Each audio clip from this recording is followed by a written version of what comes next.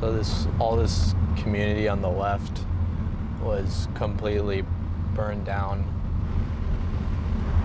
You know, seeing a burned down house was the normal, just on my way to school.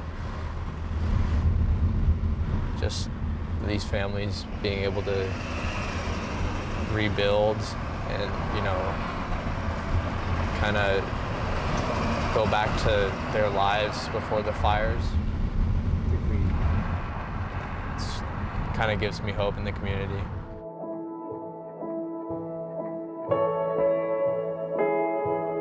This is Santa Rosa, California. Almost exactly 2 years ago, the most devastating fire in California history ripped through the town, shredding neighborhoods, altering lives. The aftermath is all that St. Mary's freshman Josh Thompson knows. He moved here just weeks before the Tubbs fire ignited, knowing no one, confidence lacking. I wasn't necessarily thinking about playing college soccer because of all the times that I've moved. It was discouraging that, you know, some people are better. We've moved 4 times in his high school year, junior high school years. So he's had to acclimate to a new environment all those different times. So I was pretty much alone in this new city. The times that the fire started, I didn't have a lot of people supporting me, mostly just the soccer team that I called my good friends and family. And the fire was driven by those winds. And this fire, we should point out, is still on the move.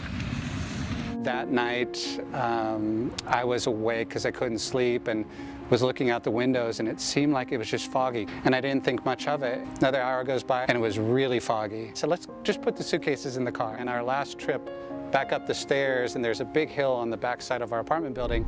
You can start to see the flames coming over the hill, and it's just aglow like the sun is rising. You see this embery glow.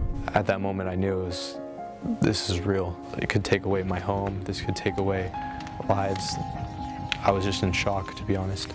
Started to drive off, and you start to see fire on both sides of the ridges, and, you know, smoke everywhere. And as we're leaving town, on both sides, there's just fire everywhere. I do remember going on the freeway. You know, it was like so quiet, but there were so many cars moving. It seemed apocalyptic. Before they started rebuilding, you know, you could just see all the way the entire city. And I used to come in this area, drive around this area a lot, you know, just to be with myself and my thoughts. We thought for sure that our apartment building would be gone by the time we came back, and oddly enough, just the way the winds blew, it blew around it, but pretty much the entire neighborhood around us was completely decimated. Nearly 37,000 acres burned, including portions of Josh's high school. 22 people died. After a month-long mandatory evacuation, the people of Santa Rosa searched for a shred of normalcy. For Josh, it was soccer. You know, sometimes you just take for granted that you can just go out and do something that you love every day. And when it's taken away from you, it makes it so much more worth it. To be honest, soccer was a little blessing for them because it gave them something that was every day. They knew exactly what was going to happen. They could feel comfortable. All the extras is out of their control, but what is in their control is how hard they could work while we're out here together and how much they could focus on being a part of a team and being successful. So he'd probably been in high school 6 weeks or something like that, new high school, getting to know everyone. It was probably really hard for him to try to figure out where's my foundation here? Where's solid ground?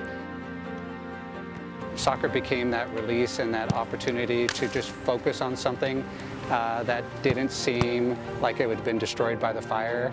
Coach always has the saying, it's not about what happens to you, it's about how you react. You obviously wish the fires didn't happen, but I'm super grateful for coming here and meeting the people I met here. Really, if I hadn't have moved here and gone through what I went through, I wouldn't be playing college soccer. The fires definitely ignited my love for the game again. The fire's impact will last a lifetime, but for now, there's a silver lining.